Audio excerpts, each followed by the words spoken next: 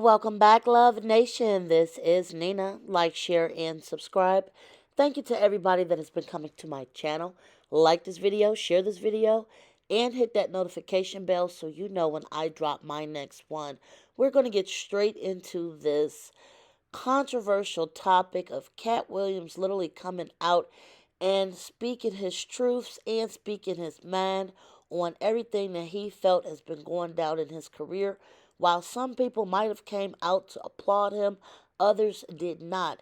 In particular, this clip that I am going to show from Aries Spears, it seems like there might be a little bit more than meets the eye with Katt Williams and Aries Spears.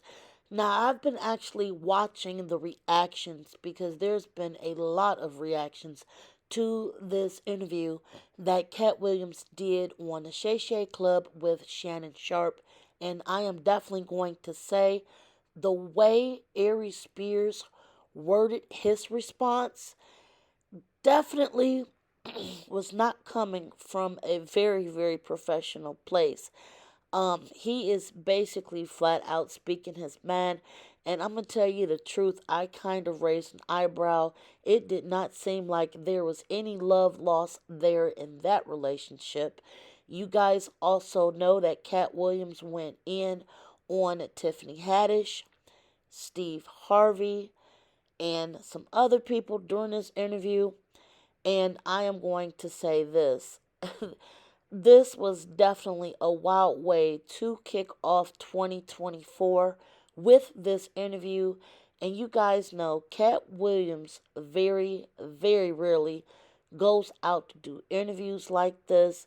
And I'm telling you guys, when I say this broke the internet, it broke the internet. If you are one of the only people on the planet at this point that has not seen that video in full, please check it out.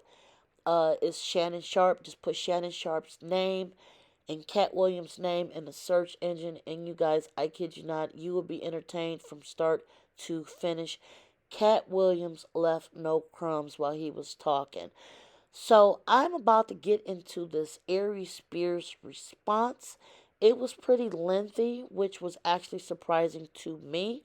He sounded very outraged and offended by the entire thing. That was just my impression of it. But if you guys have a little bit more background into the Aries Spears and Katt Williams situation, it sounded like this was just going to get visceral. And when I say visceral, Aries Spears really had not much nice to say about Katt Williams. So if you have any more background into the Aries Spears angle of this situation, please leave a comment below because I'm actually trying to figure out why Aries Spears came out like this. Now I say that because even if you listen to like Ricky Smiley's response, he seemed to be professional slash dismissive toward the situation. Like he didn't want to just go all in on it. He tried to keep it above board. It also seemed like some other comedians were trying to keep it above board and not really take a side or the other or really come off really unprofessionally in a comedic, atmosphere, which is, a club within itself. Anyway, I'm about to play these remarks from Aries Spears. And like I said, leave a comment below because I definitely feel like there's way more going on behind the scenes than even what Katt Williams put out. So like, share, subscribe, and let's just play this right now, guys. Yo, what up? It's your boy Aries Spears here. A lot of people have been asking me on the Instagram about my thoughts on the Katt Williams situation, and he did mention me, which was a head scratcher because I don't know what I did to him. I was going to save this for my podcast, but I might as well kind of get into it now. And basically, I'm going to repeat the same thing on my podcast. And, again, people ask me what I thought about it. And I'm going to say this. I think it's sad. It saddens me to know that my people, the people I love, black people, as well as everybody else, but my people come first. Black people, we love drama. We love drama. We stew in it. We love it so much that we allow it to be detrimental to the progress of us and the culture. We absolutely love it. Because I'm asking myself, why did he do something that was both unnecessary and absolutely pointless? And in reading the comments, you know, it's I can tell we love drama by the shit we say, you know. Protect Katt at all costs. We gotta protect Katt. He the GOAT. He the GOAT. And I want to address both those things. All right, number one, the GOAT thing is a useless title. Every comedian, every entertainer, every performer is the GOAT to their fan base. Steve Harvey, Cedric the Entertainer are the GOATs to their fan base. Wanda Sykes, everybody he called out, Ricky Smiley, Kevin Hart, Chris Tucker, they're all GOATs to their fan base. I get called a GOAT and a legend all the time. If you think I'm tooting my own horn, look at my comedy clips. Go through the comments. Aries, you a GOAT. You a legend. While that's flattering, it's a useless title. There can only be one GOAT, and his name was Richard fucking Pryor. I remember one of my favorite things to watch was the 30 for 30 with Shaq on ESPN when he was playing for the Orlando Magic. And in his younger days, he goes, you know, when people would ask me whose team is it, when you're in your 20s, you care about shit like that. I had to let people know it was my team. But as I got older, I realized that's a useless title because the ultimate goal was to win a championship. So as far as y'all saying who the GOAT is, Katt is your GOAT. I understand that. But that's a useless title. Then you say things like, yo, we got to protect Katt at all costs. Protect him at all costs. Did he cure cancer?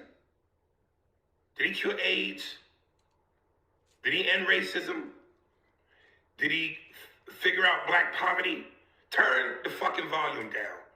Protect Katt at all costs. Knock it off. Keep it in perspective. This is a news cycle. That's all this is. It's a news cycle. This ain't curing cancer. This ain't nothing to protect nobody about. Oh, he shook up Hollywood. He exposed Hollywood. Ooh, he told the truth. Again, to me, this is pointless. What did he do? What did he change? He didn't change anything. Steve Harvey is still going to be Steve Harvey. The success, the fame, the money, the momentum, the adulation, the respect, the adoration from the fans is still going to all be there. Same thing with Cedric. Same thing with Chris Tucker. Same thing with Ludacris. Same thing with Wanda Sykes. Same thing with me. Same thing with Ricky Smiley. Everybody that he named will still go on. Nothing has changed.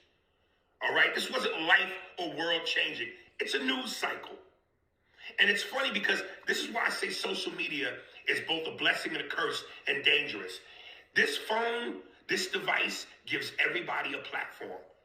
Everybody gets to be heard, which is power. And everybody don't deserve power. I'm reading some of the comments about Kevin, and I'm reading stupid shit like, oh man, Kevin's fan base is turning on him now. Katt done made it so his fan base is turning on him now. Kevin ain't never been funny. He ain't funnier than Katt. Well, first of all of that is subjective. Secondly, the people are saying that Kevin ain't funny or he ain't funnier than Katt. We're never Kevin Hart fans to begin with. Don't get it twisted. Kevin Hart is a global phenomenon. He's globally famous. He can go anywhere in the world and sell out a whole arena or stadium by himself. The box office movie receipts don't lie. The tickets, the receipts at the ticket gate that you go through when you go to the arena sold out, don't lie. So for all these people that think that Katt has turned the world on its axis about Kevin, knock it off. Turn the volume down. Kevin is just fine. And again, those people saying that negative shit about Kevin were never fans to begin with. But you let people tell it, average Joes who now have power because of the phone and the platform, Katt exposed the Illuminati. We must stop giving our money to these devil worshippers. We must take our power back. What power? You're not that serious. You're not that important. Stay in your lane.